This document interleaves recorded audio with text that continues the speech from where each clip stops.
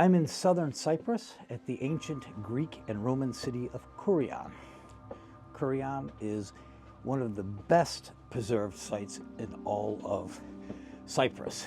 It was first excavated in the 1930s by a fellow by the name of McFadden.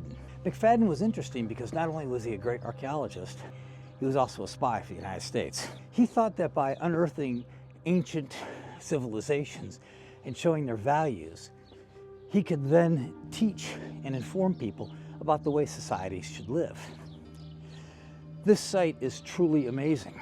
It has beautiful houses. The city also has lots of amenities, bathhouses, forums, and even a theater that will sit 3,500 people. The city is very interesting.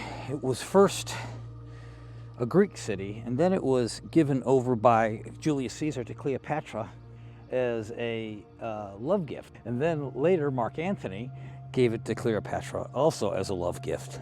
But after the two men fell and it came under Roman control, things got really good. Kourion was a very wealthy city, mostly because of what the earth gave it. Great copper mines, and a great seaport leading out to the Mediterranean to let it trade with all of the other partners throughout the Mediterranean. But you can rest assured about one thing that is always true in ancient societies. When there is wealth in the land, there will always be one other thing: Romans. Here's what the Romans were known for, other than war. This is the Roman agora. Cities, grids, making cities livable and habitable for their loyal subjects and their citizens.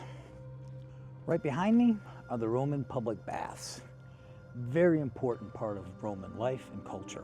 The Romans would come here at the end of the day, take public baths, talk about things, and relax.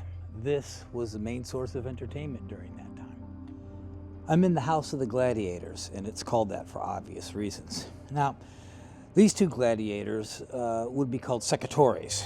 And over here to the right, this gladiator with the full face shield and helmet we called a Thracian. And to his right is a fellow by the name of Darius, and he's probably the referee of the match.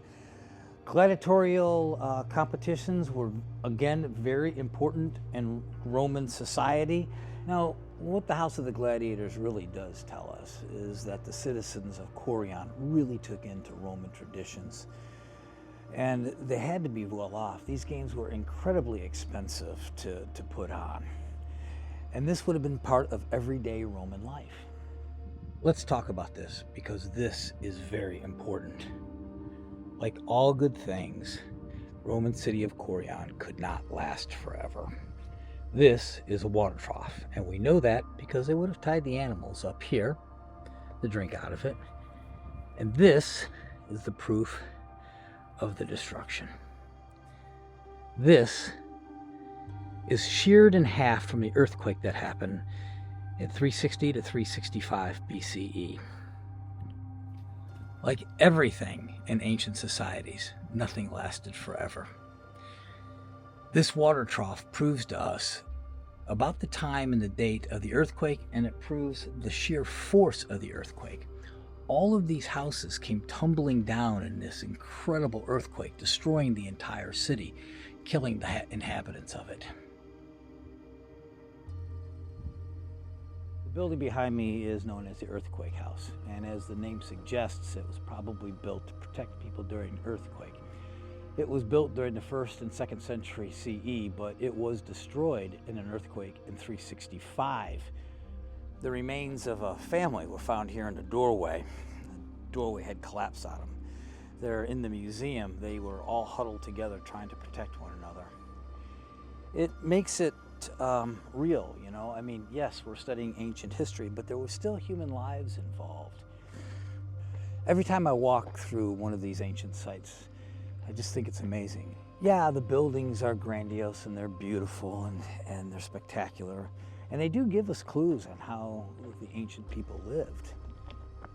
But those are just the shells, really. This place was once inhabited by people, by humans, our predecessors, who tried to survive the same way that we did. This was the first go at it. So I always tell people, you know, if you're trying to figure out the way things are today, study history. Why not look at it the way we did it the first time around? It gives you some pretty good insight.